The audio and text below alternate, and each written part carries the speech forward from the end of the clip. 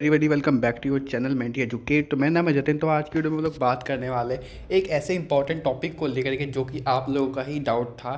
ठीक है, तो आप लोगों में से किसी ने मेरे को कमेंट करके पूछा था कि मतलब इन्होंने पूछा था कि सर मेरे 22 मार्क्स हैं केमिस्ट्री में, सही मैं पास हो जाऊंगा? तो आप लोगों को मैं बता दूं, तो इसी टॉपिक को लेकर के काफ़ी बच्चों के मन में डाउट्स आते होंगे, क्या हमें ग्रेस मार्क्स मिलेंगे, प्रैक्टिकल मार्क्स लगा के पास हो पाएंगे कि नहीं हो पाएंगे। तो चलिए वीडियो को स्टार्ट करते हैं बिना कोई टाइम पास किए। बट अगर आप लोग चैनल को सब्सक्राइब कर लीजिएगा, और अगर आप लोगों के वैसे कोई डाउट्स हों तो आप लोग कमेंट करके पूछ सकते हो, आप लोग के सारे डाउट्स क्लियर कर दिए जाएंगे। तो ठीक है, तो चलिए वीडियो को कभी स्टार्ट करते हैं। फर्स्ट ऑफ ऑल इन्होंने पूछा था, इनका नाम है अभिनव।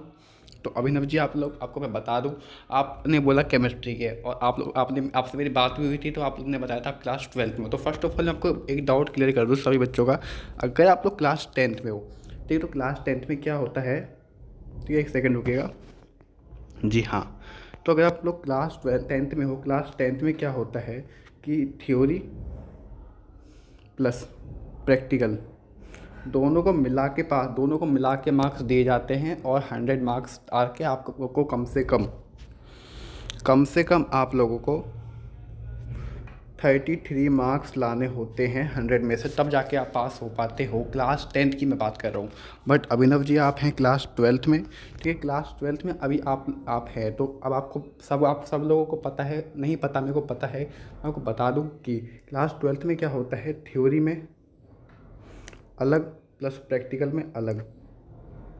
जी हाँ, और थ्योरी में आप लोगों को चाहिए होते हैं कम से कम 80 मार्क्स का पेपर होता है आपका, 80 में से आप लोगों को कम से कम 27 लाने पड़ते हैं।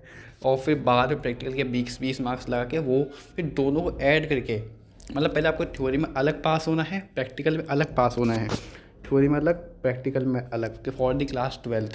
तो क्लास 12th का और क्लास 10 का पासिंग मार्क्स कुछ इस प्रकार है। तो आपको मैं बता दूं कि आपके 22 मार्क्स आ रहे हैं केमिस्ट्री में। अब आपने मेरे को यही बताया था कि जो आपने जो क्वेश्चंस मतलब छोड़े नहीं हैं, मतलब 22 मार्क्स आपको लग रहा है कि आएंगे आपके, बट ऐसा नहीं है। ग्रेस मार्क्स आपको मिलेंगे अगर आपने क्वेश्चन नहीं छोड़ा होगा तो।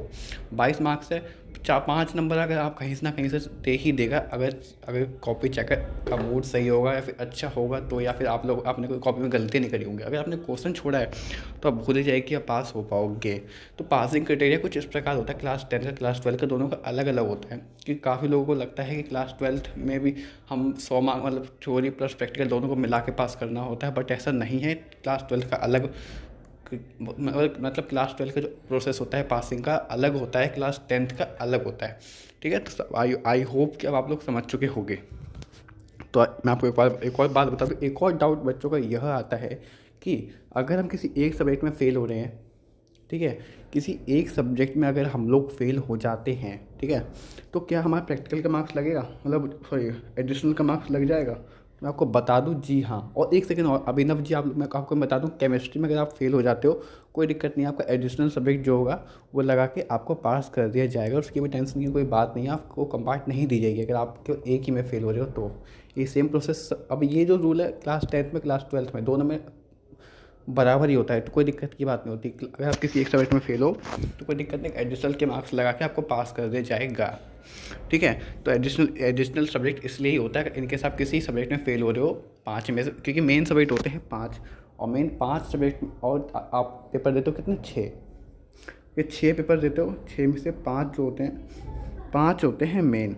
ठीक है, तो समझ चुके होंगे कि आप लोग अब इस हिसाब से अगर 6 में से आप लोग आप 5 में पास हो जाते हो तो आप पास ही माने जाओगे, कोई दिक्कत की बात नहीं होती है। ठीक है, तो अब ये जो डाउट था आप लोगों के मन में से क्लियर हो चुका होगा। ठीक है, तो अब आप लोग, आई होप कि अब आप लोगों के मन में कोई डाउट नहीं हो। कोई डाउट हो तब भी तो कमेंट कर सकते हो, कमेंट करिए और सब्सक्राइब करके जाइएगा चैनल को, और बेल नोटिफिकेशन का बटन प्रेस करिएगा लेटेस्ट वीडियो सबसे पहले पाने के लिए। और रिजल्ट के रिगार्डिंग मैं आपको बता दूँ, जो रिजल्ट की डेट है आपको बताता चाह रहा हूँ हर बार। तो रिजल्ट की जो डेट है आप लोगों की 15 मई तक मतलब 15 मई रहने वाली है। ठीक है, टेंशन ना लीजिएगा, और कोई भी नई नोटिफिकेशन आती है मैं आप लोगों को इन्फॉर्म कर दूंगा। तो वीडियो को करते ही यहीं पर, आई होप कि आपको आज की वीडियो पसंद है। वीडियो को लाइक एंड चैनल को सब्सक्राइब कर दीजिएगा।